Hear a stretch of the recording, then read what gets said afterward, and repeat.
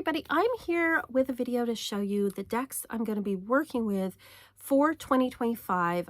If you've been here, you'll notice actually some of the cards are removed, just set up for the video in the other room.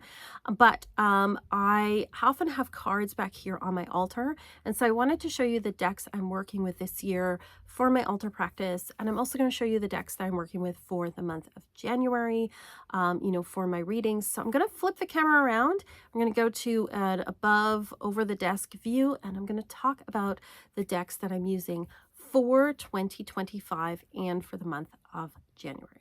So the first deck I'm going to start with the decks that I have on my altar that are part of my yearly practice. And so the first one I'm going to start with is the Witch's Runes. This is a deck that is unfortunately out of print. I got this way back in like the year 2000, back when I was still in art school. So this deck I've had this deck for 25 years. I can't believe that. So it is a rune deck by Nigel Jackson is the artist. I love his artwork. And so every year I do a rune reading on the night of December 31st, where I pull 13 of these rune cards, one for each house. It's kind of like I do like an astrological type reading where I'm pulling a card for each house. And then I have the 13th one is the rune for the year. So last year, let's see if I can find it. Oh, here it is.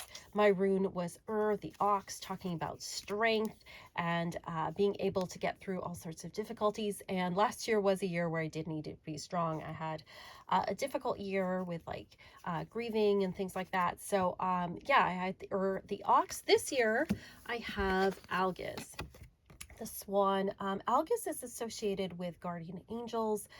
It's associated with protection. It means you're guided and watched over, and it has connections with messages from the other side. So I thought that was a really lovely rune to get after last year. So this is my rune for the year, Algis. But yeah, I do this every year where I pull a rune that I'm working with for the year. It's just sort of like the energy of the year, and showing me like how to work with the year and with the energies and things that come up. So this is one of more of guidance and knowing that I'm protected and cared for, as opposed to this, which was like, you got to be strong and keep going. So I thought this was an auspicious rune to get this year. But yes, I pull a rune every year for the year. So 2025 is the Algis rune. Now I do have another yearly card that I pull. So what I do, and I'm going to move this over to the side here, is I have a bunch of different god and goddess decks. So I'm going to put them on the screen here. So I have here, we have the Goddess Oracle, we have the Goddess Guidance Oracle cards, we have the Goddess Power cards, and then, so I've labeled these numbers 1, 2, and 3, and then I have, for number 4, I have the Goddesses and Sirens. For number 5, the Gods and Titans, and then number 6 is the Mythic Oracle. And then what I do is I'll take a dice, and I'm pretty sure I brought the dice out here. Maybe I didn't. No, I didn't. But anyway, I have a dice and I roll the dice, and depending what number comes up is the deck that I will use. And so this year, it was from the Goddess Guidance Oracle. I got the number 2, so I pulled it out of here. And then I just shuffle till one comes out, and that becomes the deity, the god or goddess, or the archetypal energy that I'm working with for the year. And also it's kind of becomes my word of the year as well. So this year I got Vesta and Home. So I think this is a really wonderful one to work with for this year, really focusing on home and the home environment. I think also it has connotations of being at home in oneself and finding home in others and other places too. So I thought that was a really cool word to get for 2025. And this is going to be on my altar for the year. I'll be working with the energy of Vesta, particularly I think at Sabbats. So that is what I'm working with. Now, I also do the same thing at the start, like at every new moon, at the start of every lunar cycle. Again, I'll roll the dice and see which deck tells me to pull from, and then I will shuffle until one pops out. And so I did that for the the Capricorn new moon that was on December 30th, and what I got was Thanatos and Death. And so I'm going to talk a little bit more about this maybe in a future video, but it gives me a focus to work on for that lunar cycle, along with the Sabbath cycle, where I'm going to be working more with this particular deity. So it gives me, I kind of let the universe pick for me what deities I'm going to be working with for the lunar cycle, and then for the solar cycle as well. So these two are currently on my altar.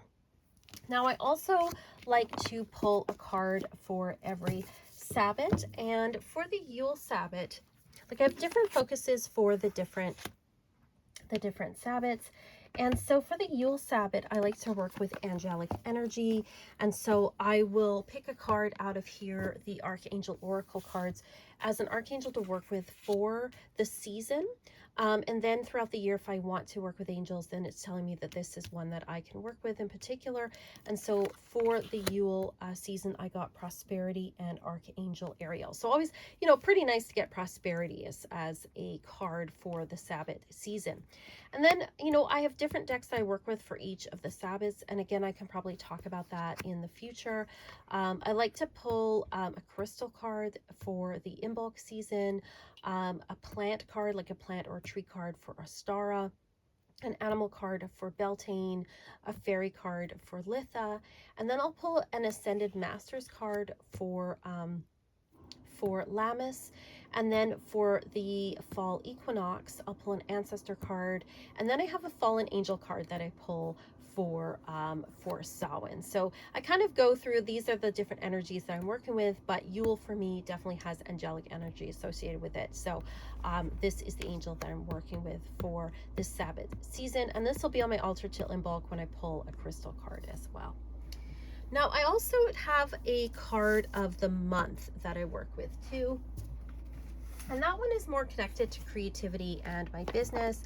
And so for that, I use the Sacred Creators Oracle. This is the independent version. There is a mass market version out. I have the independent version from when it first came out. It's a really beautiful deck. It's got this beautiful, amazing guidebook in it. So wonderful. It's just a lovely deck. It's in like one of these things where it's like half and half, which I guess, you know, to put the book in made sense, but it is a really gorgeous, beautiful deck. It's one that's just very simple as far as like, you've got these beautiful sort of watercolor backgrounds. You've got this very minimalist kind of drawing, and then you just kind of got a motto here. And I think that this is wonderful guidance for if you are involved in any kind of creative project, or, you know, you have like a spiritual business like I do, that these can be really great ways to just focus, have a focus for the month. And so I pull one of these at the start of every month, and I just think they're so beautiful and so lovely. And I feel like they really go with the rune card that I'm working with for the year. Like, it's sort of this idea of having these sort of runes that you work with, these little images, you know, for the month, for the energy of the month. So that's the deck I work with on a monthly basis, and like I said, I use it for more guidance with my spiritual business and working in that particular area. I also have a set of runes that I use. Just gonna put this off to the side here. This is another deck that unfortunately is also out of print. Actually, it's not really a deck, they're runes.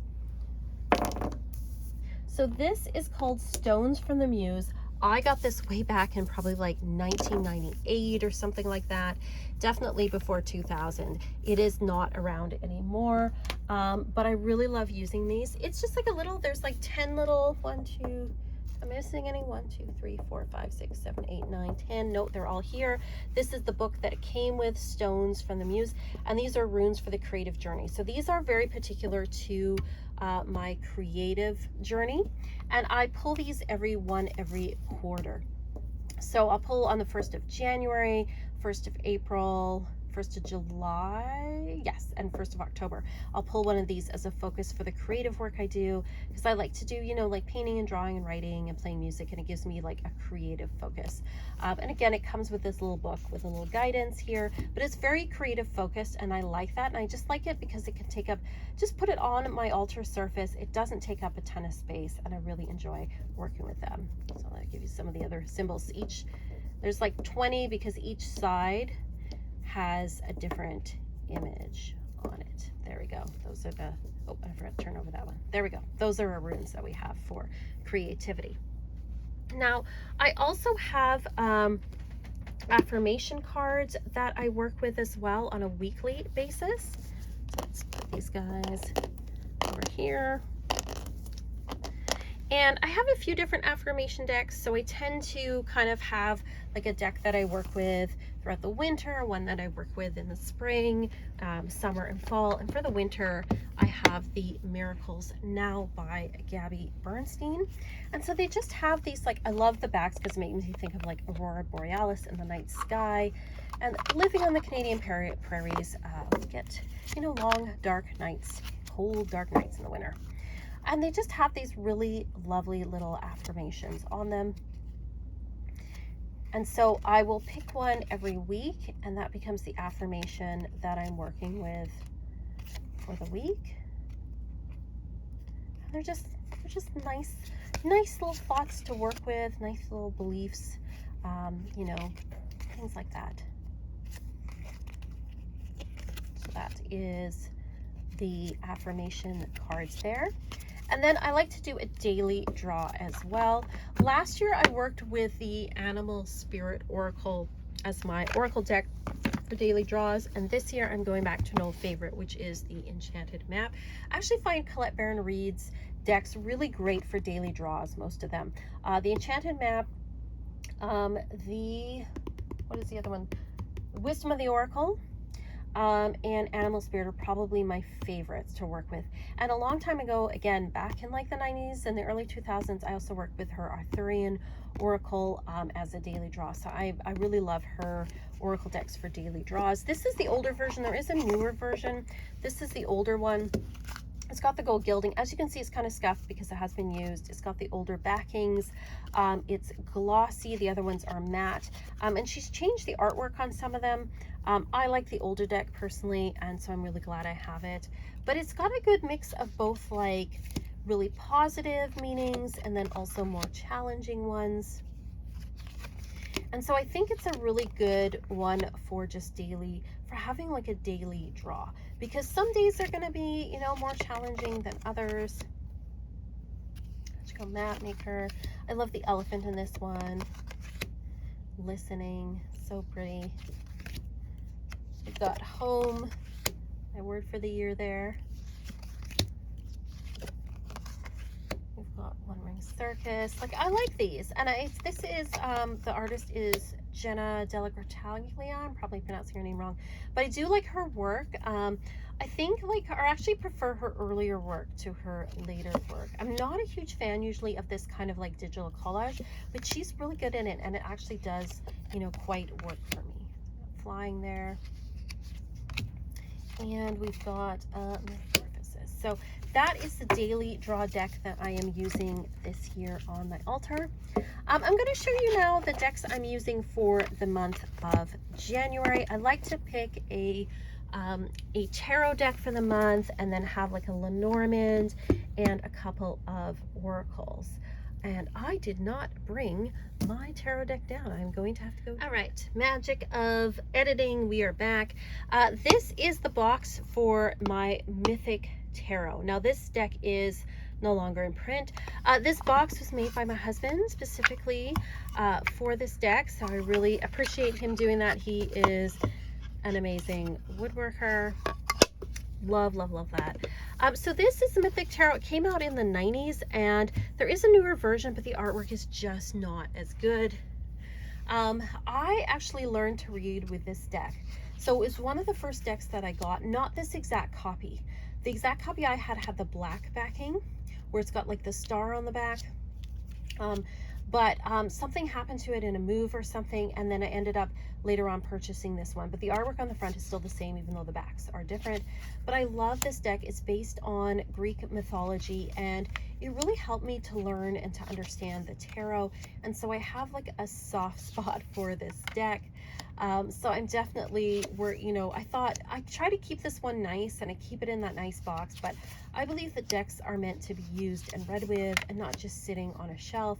And so I thought I would pull this out this month just to enjoy and work with in my readings for myself and for others this month. So that is the Mythic Tarot that I'm going to be working with this month. I'm decided to continue working with the Maybe Lenormand as my Lenormand deck this month. For those of you who've gotten readings from me before, you know that I combine tarot and Lenormand. So this deck, again, it's in the two-part thing. I'm not a huge fan of that for some reason. I mean, it's not the worst thing in the world, but I prefer them to be all together. This is a really cute deck. I love the eye on the back. It's a black and white deck, and it's one where it has the 36 traditional Lenormand cards, but it also has more. It goes up to 52. Some of the alternate cards. Some of them are from more German traditions. We've got the garden there. That's a traditional one. Same with the book. We've got the Hearth card. That's one that appears more in German sort of cartomancy decks. I like it because it's got all 52 cards. And I love this sort of drawing style, this sort of whimsical drawing style. It's got the lightning. That's another one that's not common. The train, love that too. I find it just gives a little more nuance having the 52 cards. And I like pairing it with tarot because I feel like tarot is sort of more on the symbolic and mental level, and this is more the practical sort of physical level of things. We've got the cat there, the letter. Like, I love this deck. It's like just a cute, lovely, whimsical deck. I really enjoy working with it. Now, next, I'm going to show you the oracle cards that I'm working with. Again, I'm going with sort of like the comfort of old favorites. And here I have the Oracle of the Unicorns. As you know, I'm a heavy metal girly, but I love my unicorns and My Little Ponies. And I thought that the Oracle of the Unicorns would be great. We've got this beautiful, again, Aurora Borealis sort of sky in the back, which makes me definitely think of our winter skies here in Canada. That's the backs there. This is one of those decks where the art comes from various different sources, and I feel like it's not like the art was made particularly for this deck. It's more like they took unicorn art and then added meanings to it. And I prefer decks where they make the art, it's like one artist, one style that makes it for the deck. But this one, it's okay. And I really love that this is like, a very positive kind of deck. It's, it makes me think of my inner child with all of the unicorns. And I think that it just, is that nice warm hug at the end of a reading. Often when I read for people, I'll read with tarot and Lenormand, and then I'll pull an oracle card as well. And to me, it's just sort of like a nice warm hug, a little bit of a wrap up to the reading, and often it confirms, just what has kind of come up in the reading as well. So this is not just unicorns, we also have some Pegasus in here. I am definitely a fan of that too. And so we have just like this beautiful artwork, and then we do have things that are more challenging. It's not all, super positive stuff. That's the cover there, really beautiful. Got a rainbow unicorn Pegasus there. So really lovely deck, love working with that. And then finally, the last deck, I like to have a god or goddess type deck, or like a deity type deck for the month. And I'm using another one of my old favorites. This is one of the ones I showed earlier that I use when I'm pulling a god or goddess card. And this is labeled deck number 1. This is the first oracle deck I ever got. I remember buying this at Radiance Books in Winnipeg. Back in, like, I don't know, it would be like 99, 98, something like that, 97. I've had it for a really long time. So this is the Goddess Oracle. This is an older back. I think that the backs now are brown. You can see it's kind of discolored from all the years of use. It is just a beautiful, amazing goddess deck. It is held up over time. The artwork in here is just stunning and beautiful. I love how it draws from all sorts of different cultures. You have goddesses of different backgrounds and ages, different sort of pantheons and things. I love working with this deck. It is a really wonderful, powerful deck, and it's really stood the test of time. Like, I have this deck now for like 35 years or more. That's pretty crazy. Or 25 to say. No? Yes, 25 years or more. More than 25. So almost 30 years I've had this deck. That's pretty crazy. And it still is a wonderful, amazing deck. And I love working with it. So that's another deck that I'm going to be working with for the month of January. So I hope you enjoyed seeing all of these decks that I'm working with, both for the month of January and the ones that I'm using throughout the year. So thank you so much for being here. Thank you for going through. If you went through all of the whole video and all the decks that I've been using or am using, thank you very much. I appreciate you all being here. Again, thank you so much to my patrons. You guys are the best. I really appreciate it. You guys help me to keep going and keep making these videos. If you want to check out my Patreon and all the stuff that's being offered over there, you can definitely check it out in the links below. You can also get a reading from me on my Etsy shop. You can check that out down there too. Otherwise, just thank you very much for being here. I am wishing you an amazing 2025 and month of January. And as always, peace and love.